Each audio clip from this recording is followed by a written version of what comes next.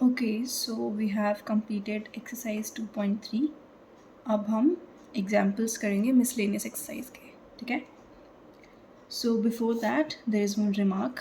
क्या कह रहा है remark? The function f defined by f x is equals to M x plus c where x belongs to real numbers is called a linear function where m and c are constants. मतलब ये just एक definition है किसकी? Linear function की. Linear function कौन से होते हैं? लीनियर फंक्शन हम किस तरीके से लिखते हैं? by fx is equals to mx plus c where x is a real number and m और c क्या है? Constants. ठीक है, चलो अब हम स्टार्ट करते हैं. Example number 18. क्या कह रहा है एग्जाम्पल 18? इसमें देखते हैं. Let r be the set of real numbers. Define the real function f from r to r by fx is equals to x plus 10. ठीक है, and sketch the graph of this function. ठीक है, तो इसने हमसे कुछ नहीं बोला. इसने बोला कि कोई फंक्शन डिफाइन किया है मैंने एंड आपको इसका ग्राफ ड्रॉ करना है. सी, ग्राफ ड्रॉ करने के लिए आपको पहले तो पॉइंट्स चाहिए ना, कोऑर्डिनेट एक्सिस, उसमें कोऑर्डिनेट प्लेन में. तो कोऑर्डिनेट प्लेन में पॉइंट्स कैसे होते हैं? एक्स और वाई टाइप की. तो एफ एक्स को हम क्या बोलते हैं? वाई. ठीक है, यानी कि आपको एक्स और वाई की वैल्यूज़ चाहिए. तो हम अपनी मर्ज़ी से पॉइंट्स पुट करके देखते रहते हैं. ठीक है, सबसे पहले put x is equals to 0. 0 point करोगे पुट, तो f ऑफ 0 क्या हो जाएगा यहाँ पे? यानी कि 0 मतलब इस फंक्शन में 0 पुट करेंगे ना x की जगह पे, तो it will be 0 plus 10 which is 10. तो यानी कि f ऑफ 0 की वैल्यू क्या आ गई? 10 आ गया. फिर हम 1 पुट कर लेते हैं, तो f ऑफ 1 क्या हो जाएगा? 1 प्लस 10 विच इज़ 11. ठीक है, एक तो और पुट कर लेते हैं. Put x is equals to, अब जैसे नेगेटिव वैल्यूज़ भी पुट कर लेते हैं.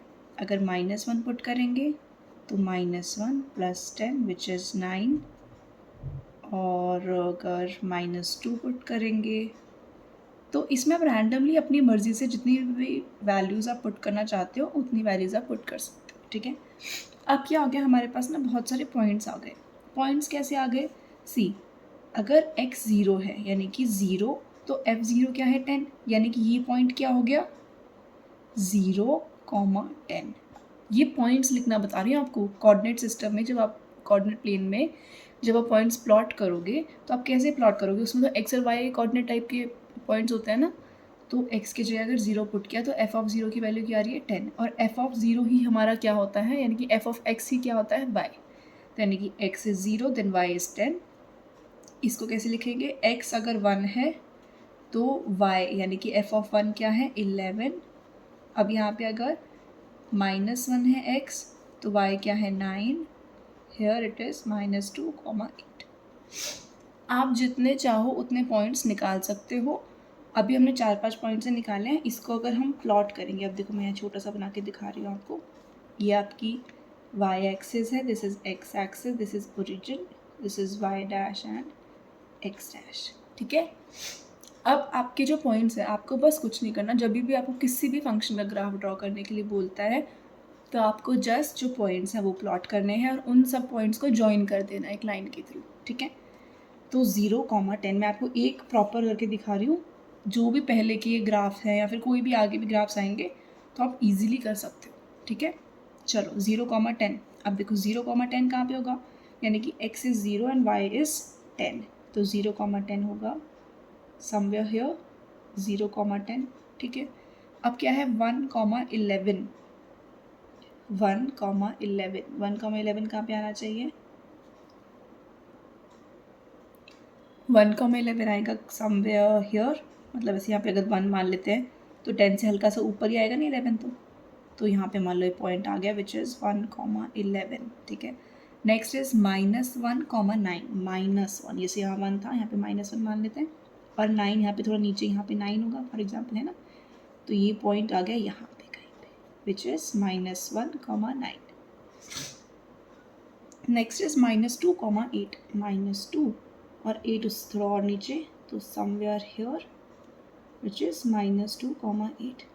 ठीक है, आपको बहुत सारे पॉइंट्स पुट करने की ज़रूरत नहीं है. आप 3-4 पॉइंट्स भी आपके आ जाएंगे तो सिंपली उनको स्केल की हेल्प से, अभी मैंने बहुत बहुत रफली किया है. ठीक है, स्केल की हेल्प से you will join the line ऐसे ये हम पॉइंट्स ज्वाइन कर रहे हैं, इसको इसको इसको 4 पॉइंट्स है ना, इनको ज्वाइन कर दिया एंड हेंस ये आपका ग्राफ आ गया। ये जो लाइन आई है this is the graph for f x is equals to x plus 10।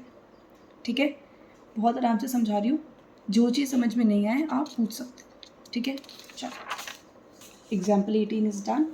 Then example number 19, ये अच्छा क्वेश्चन है। देखो क्या कह रहा है ये, let R be a relation from Q to Q defined by R is equals to a b such that A B belongs to Q and a minus B belongs to Z. Z is the set of integers. ठीक है, okay पहले इतना information लिख लेते हैं। आपको किस तरीके से दिया है relation, A comma B such that A B belongs to Q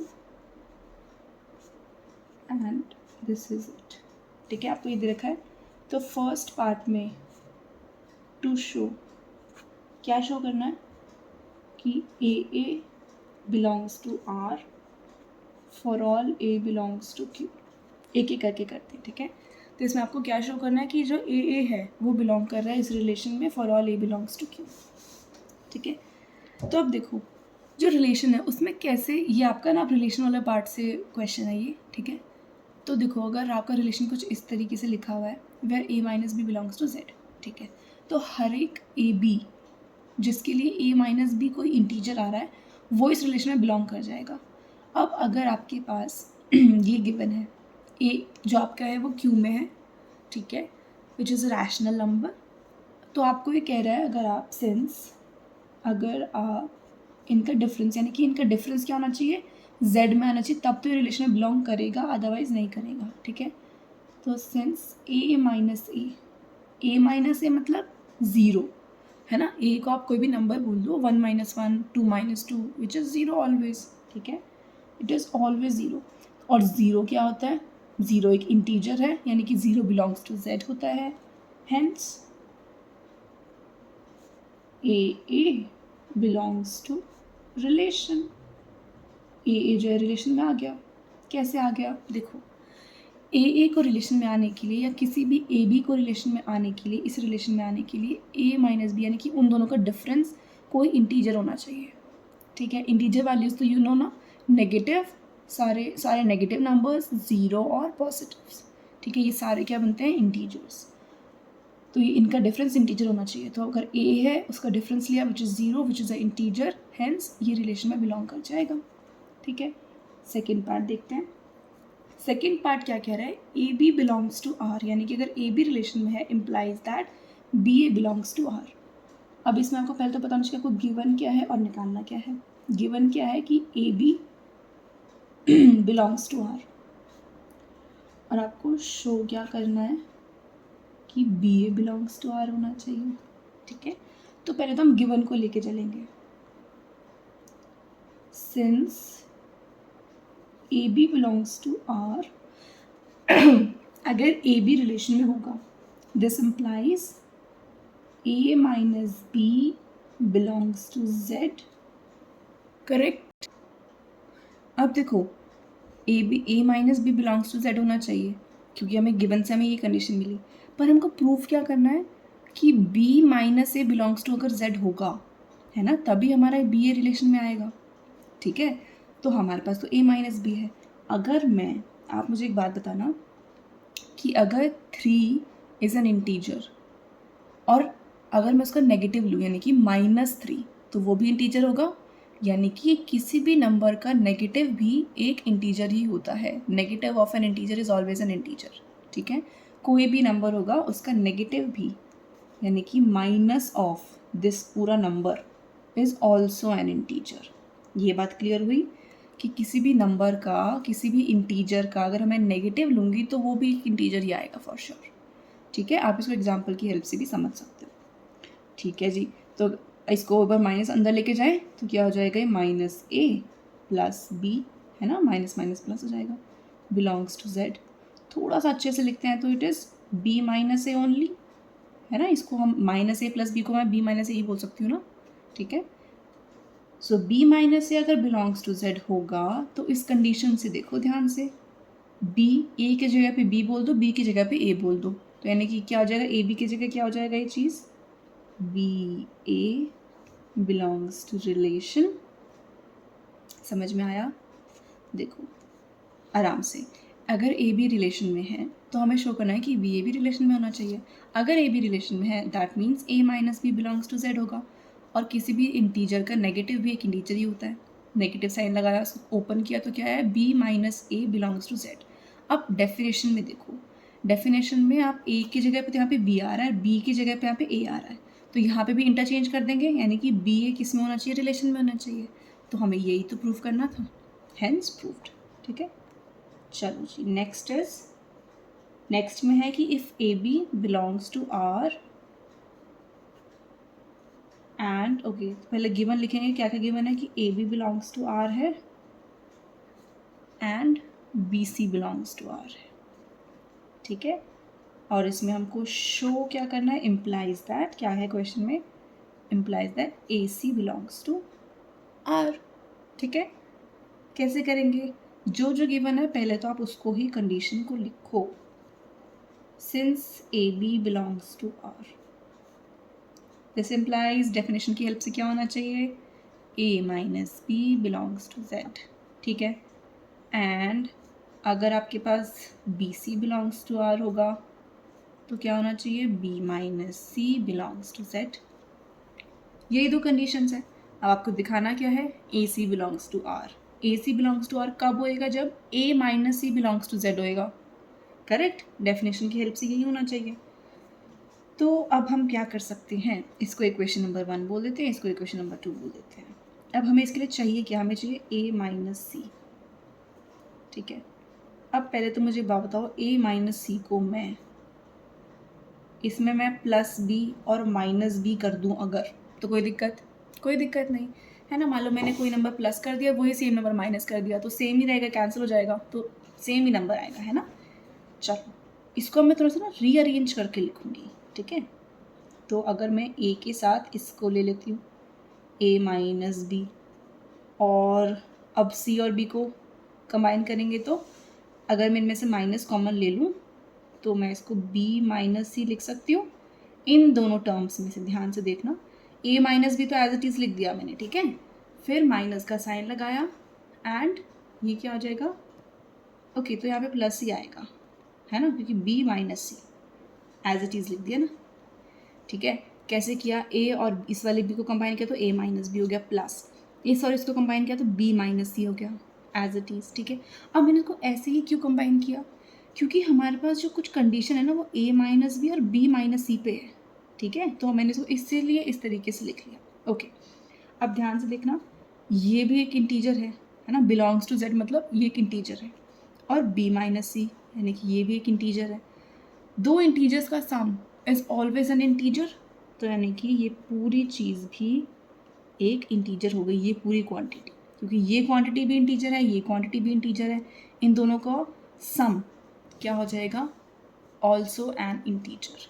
ठीक है, तो हमारे पास A minus C belongs to Z आ गया, हेंस डेफिनेशन से आप क्या कह सकते हो कि A comma C belongs to are.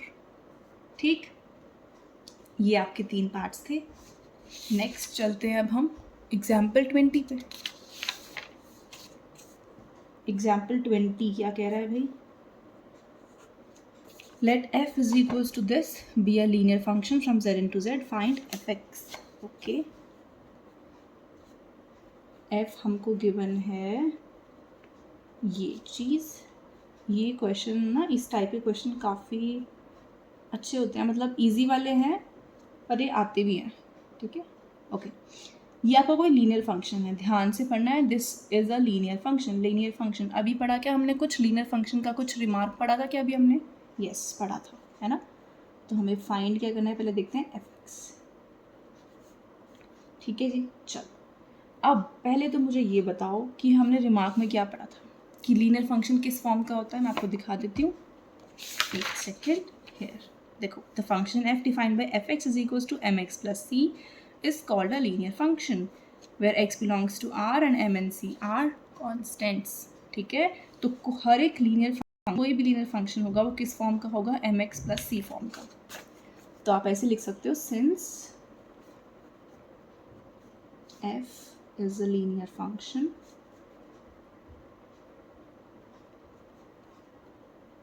so fx is equals to mx plus c where x belongs to R,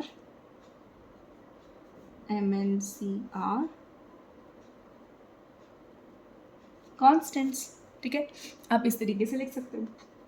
ठीक है, अब पर हमें निकालना क्या है, हमें तो एफ एक्स की वैल्यू चाहिए। एफ एक्स क्या है, m x plus c type का। मुझे तो एम भी नहीं पता, एक्स भी नहीं पता, सी भी नहीं, मुझे तो कुछ भी नहीं पता है ना। चलो एक्स तो चलो वेरिएबल है, इट्स ओके, पर एम और सी की वैल्यू तो बताओ, है ना। तो कैसे करें, अब आपको एफ इस तरीके का भी दे रखा है। अब मैंने आपको चीज़ बताई थी कि अगर आपको कभी भी ऐसे 1 1 लिखा हुआ है, इसका मतलब जो फर्स्ट कोऑर्डिनेट है दिस इज, उसको हम एक्स बोलेंगे, सेकेंड कोऑर्डिनेट इज़ वाई, और y को ही हम क्या बोलते हैं, एफ एक्स।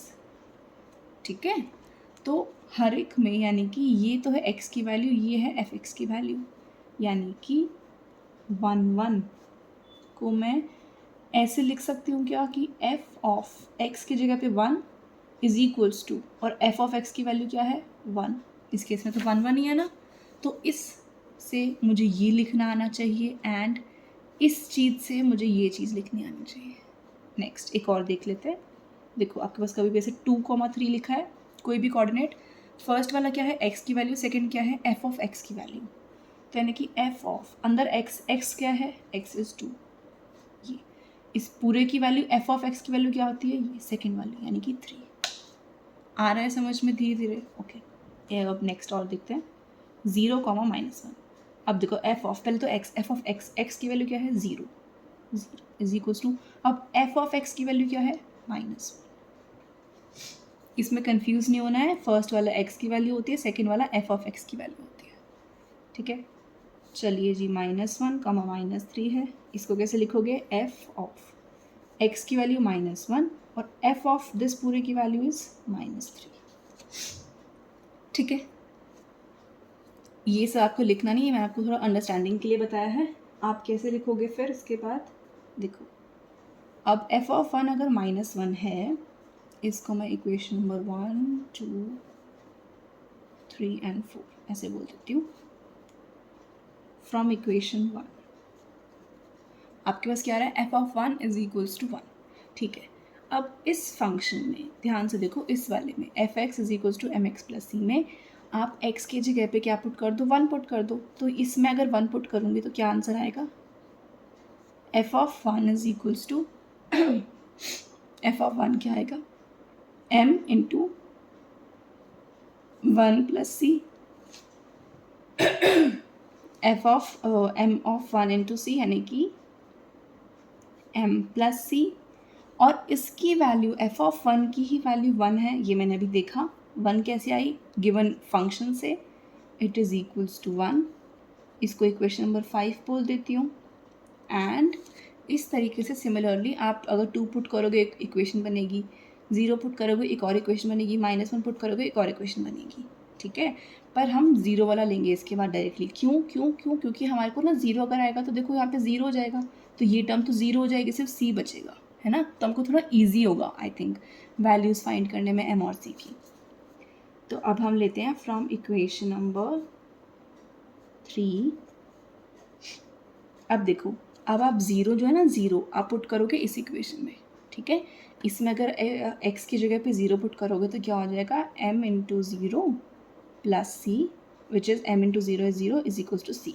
अब f ऑफ 0 है क्या, -1 is equals to -1, equation number 6। अब देखो इक्वेशन नंबर 6 से क्या आया, c की वैल्यू आ गई ना -1 डायरेक्टली।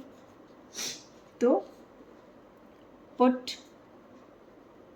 वैल्यू ऑफ c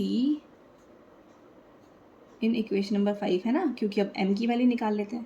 तो यानी कि m प्लस सी क्या है, -1 इज इक्वल्स टू 1। तो m क्या हो जाएगा, 1 तो यहाँ पे है, ये -1 उधर जाके क्या हो जाएगा, +1 which is equals to 2। Hence अब m और c की वैल्यू आ गई है, तो एफ क्या था हमारा, mx प्लस सी। m क्या है 2x c क्या है -1, fx क्या आ गया 2x - 1। ये टाइप के क्वेश्चंस बहुत बहुत इंपॉर्टेंट होते हैं, यूजुअली एग्ज़ाम में आ जाते हैं, ठीक है। तो हमें पता होना चाहिए कि हम कैसे कैसे चीज़ों को करेंगे। क्या किया हमने इसमें, फंक्शन गिवन था fx निकालना, इसने क्लियरली बोला है कि fx आपका कैसा है, लीनियर फंक्शन। ये क्वेश्चन आपको गिवन है, हमने खुद से नहीं लिया कुछ भी, ठीक है। तो अगर लीनियर फंक्शन है, लीनियर फंक्शन किस फॉर्म के होते हैं, fx = mx + c फॉर्म के होते हैं, ठीक है। तो उसकी हेल्प से हमने क्या किया, 1 1 है, इसको हम ऐसे लिख सकते हैं, 2 3 को ऐसे, लाइकवाइज सबको लिखेंगे। फिर हम f(1) यानी कि 1 यहाँ पे पुट करेंगे, इसकी वैल्यू, जिसकी वैल्यू में 1 ऑलरेडी पता है, यहाँ से पुट करेंगे तो m + c आएगा, = 1 रख देंगे। फिर हमने 0 वाला केस लिया, तो 0 वाले में भी हमने जब पुट करेंगे तो इसमें 0 पुट करना है, तो हमारे पास c आया, उसकी डायरेक्टली वैल्यू आ गई -1, तो c की वैल्यू आ गई, तो हम m की वैल्यू निकाल सकते हैं। हेंस m और c की अगर वैल्यूज़ आ जाएंगी तो फंक्शन की वैल्यू हम ईजिली निकाल सकते हैं, ठीक है। चलो next question is example 21। Example 21 में क्या करना है, find the domain of the function fx = x² + 3x + 5 upon x² - 5x + 4। इस फंक्शन की आपको क्या निकालनी है, डोमेन निकालनी है, ठीक है। देखो डोमेन के लिए आपका जो फंक्शन है वो डिफाइन होना चाहिए, तो fx is defined only when, देखो डिफाइन का मतलब ये होता है कि उसमें ना कोई भी चीज़ इन्फिनिटी नहीं बननी चाहिए, यानी कि कोई भी ऐसे नॉन डिफाइंड चीज़ नहीं होनी चाहिए। इसका क्या मतलब होता है कि डिनोमिनेटर, क्या आपका डिनोमिनेटर कभी भी ज़ीरो हो सकता है किसी भी चीज़ का, नहीं होना चाहिए ना। अगर आपका डिनोमिनेटर ज़ीरो यानी कि 1/0 है, इट इज़ नॉट डिफाइंड, इसको ही तो हम बोलते हैं नॉट डिफाइंड, है ना। तो यानी कि आपका डिनोमिनेटर कभी भी ज़ीरो नहीं होना चाहिए। तो हमें नहीं पता ना कि नंबर क्या आएगा, तो इसलिए fx is defined only when, कब डिफाइन होएगा, only when is not equals to zero, है ना। fx तभी डिफाइन होएगा जब इसका denominator is not equals to zero. अब पहले तो इसके ना फैक्टर्स बना लो, फैक्टर्स बनाने आते हैं ना, कैसे करोगे, -4x, और अगर -x लेती हूँ तो बन गए क्या फैक्टर्स, बन गए। अब क्या करेंगे, x कॉमन निकालूंगी, x - 4 - 1 x - 4 is not equals to 0, x - 1 x - 4 not equals to 0, यानी कि x should not be equals to 1 and 4। तो यानी कि क्या पता चला इससे कि आपको जो फंक्शन है वो कब डिफाइंड होएगा, it is defined only when the denominator यानी कि x is not equals to 1 and 4, यानी कि 1 और 4 के अलावा ये फंक्शन डिफाइंड है। तो हम डोमेन लिखेंगे कैसे, domain is complete set of real numbers -1 and 4, इसको बोलते हैं it is the set of all real numbers except at x is equals to 1 and x is equals to 4, ठीक है। तो डोमेन हमने ऐसे लिख दी, यानी कि it is the set of all real numbers accept 1 and 4, 1 और 4 के अलावा ये हर एक पॉइंट पे डिफाइंड है function, hence it is the domain. Next example, I think which is the last example also, है ना। ओके तो इसमें क्या, ये भी कुछ ग्राफ वाला सा क्वेश्चन है, थोड़ा सा बताऊंगी, then you will draw the graph, ठीक है। ये आपका फंक्शन डिफाइन है, ये बोल रहा है draw the graph of the function fx। चलिए fx कैसे डिफाइन किया है, 1 - x when x is less than 0, 1 when x equals to 0 and x + 1 and this is greater than 0, ठीक है। अब बोल रहा है कि इसका क्या बनाना है जी, ग्राफ ड्रॉ करना है। कैसे करेंगे, ग्राफ ड्रॉ करने के लिए सिंपल स्टेप है, आप अपनी मर्ज़ी से any value which you like, आप वो वैल्यूज़ में पुट करोगे, उसकी वैल्यूज़ निकालोगे, x और y की वैल्यूज़ आएंगी, उसको प्लेन में पुट करोगे and you will draw the graph, simple. चलो नेगेटिव बोल रहा है पहले, तो हम कोई नेगेटिव वैल्यू देख लेते हैं, फॉर एग्जांपल -1, है ना। तो अगर हम -1 पुट करेंगे तो f ऑफ -1 विल बी, अब इसमें देखो जो ये 3 डिफाइन किए होते हैं ना, इसमें आपको थोड़ा सा ध्यान ये देना होता है कि कब आपको ये वाली वैल्यू लेनी है फंक्शन की, कब आपको ये वाली वैल्यू लेनी है, कब ये वाली वैल्यू लेनी है ना। तो कब लेने, देखो अगर नेगेटिव है वैल्यूज़ है, कोई भी नेगेटिव नंबर है, फॉर एग्जांपल 3 -3 -4 -8 -100 कुछ भी, तो आपको ये फंक्शन की वैल्यू लेनी है। 0 पे आपकी फंक्शन की वैल्यू हमेशा 1 रहेगी, और पॉजिटिव नंबर्स यानी कि 2 3 4 1 2 6 7 8 कुछ भी नंबर्स होंगे पॉजिटिव, तो उसकी वैल्यू आप ये लोगे फंक्शन की। अब देखो आपका जो x है वो -1 है, यानी कि x इज़ लेस देन 0, तो फंक्शन की कौन सी वैल्यू लोगे, ये वाली वैल्यू 1 - x वाली। तो सपोर्ट करते हैं 1 minus of -1 which is 1 - 1 is plus 1 + 1 is 2। तो आपकी f ऑफ -1 की वैल्यू क्या आ गई, 2। और अब मुझे फटाफट से बता दो इसको ऐसा कोऑर्डिनेट प्लेन में कैसे लिखोगे पॉइंट को, -1 x की वैल्यू -1 और f ऑफ x की वैल्यू इज़ 2। तो आपको एक पॉइंट बन के आ गया। पॉइंट को तो अब आप प्लॉट कर सकते हो इजीली, है ना। अब अगर मैं x की वैल्यू को 0 ले लेती हूँ, f ऑफ 0 क्या होएगा भाई, अगर 0 पे क्या है वैल्यू, हमेशा 1 है क्लियरली, ठीक है। इसका क्या पॉइंट बन जाएगा, x की वैल्यू 0, f ऑफ 0 की वैल्यू इज़ 1, लाइक दिस। अब पॉजिटिव वैल्यू कुछ पुट कर लेते हैं, फॉर एग्जांपल 2 बोल दिया मैंने, है ना। f ऑफ 2 क्या हो जाएगा भाई, यहाँ पे ग्रेटर देन 0 यानी कि जो 2 है वो ग्रेटर देन 0 है ना, इसलिए हम ये वाला फंक्शन यूज़ करेंगे इस पर, नॉट दिस वन, ठीक है। तो ये आ जाएगी x + 1, x क्या है 2 + 1 विच इज़ 3। पॉइंट कैसे बनाएंगे, पॉइंट बनेगा x की वैल्यू इज़ 2 और f ऑफ 2 इज़ 3, ठीक है। अब मैं आपको थोड़ा पुट करके दिखा देती हूँ। ये आपका y x 0, ठीक है जी। यहाँ पे 1 मान लो, 2 मान लो, 3 मान लो, लाइक दिस। सबसे पहले तो देखो एक बार ये पॉइंट देखें, 0, 1 0, 1 y पे 1 यानी कि ये वाला पॉइंट आ गया, ठीक है। 0 1 इज़ दिस पॉइंट। नेक्स्ट क्या है, -1, 2, -1 कहीं यहाँ पे होएगा, ठीक है। -1 मेरा मान लो यहाँ पे है, -1, 2 यानी कि समवेयर हेयर, ठीक है। -1, 2 यही होगा, और क्या बच गया 2, 3 2 और 3 कहीं यहाँ पे होगा, 2, 3, है ना। तो मेरा अब इन तीनों को मुझे जॉइन करना है, तो ऐसे ऐसे और आगे एक्सटेंड कर दो, है ना, क्योंकि स्ट्रेट ही जाएगा ऑब्वियसली, लाइक दिस। तो मेरा ये आ गया क्या, ग्राफ आ गया मेरा ये। अब आप चाहो तो इसको आप ऐसे लिख भी सकते हो कि ये वाली जो लाइन है ये पॉजिटिव वाले नंबर्स की लाइन थी ना, तो ये यहाँ पे फंक्शन क्या है, x + 1 है। ये नेगेटिव वाले नंबर्स की लाइन थी ना, तो f(x) = 1 - x, इसका वैसे बोल सकते हो, ठीक है। Hence this is the graph of this particular function, ठीक है। अब मैं मैच कर सकते हो, और आप जैसे मैंने तो इसमें 2-3 वैल्यूज़ निकाली है ना, आप और भी नेगेटिव पॉजिटिव वैल्यूज़ लेके और क्लियरली प्रिसाइजली आप और अच्छे से ड्रॉ कर सकते हो, ठीक है। जितने भी पॉइंट्स आएंगे आप देख लेना, सारे पॉइंट्स इस लाइन पे ही आएंगे, ठीक है। So this was all about the examples of miscellaneous exercise.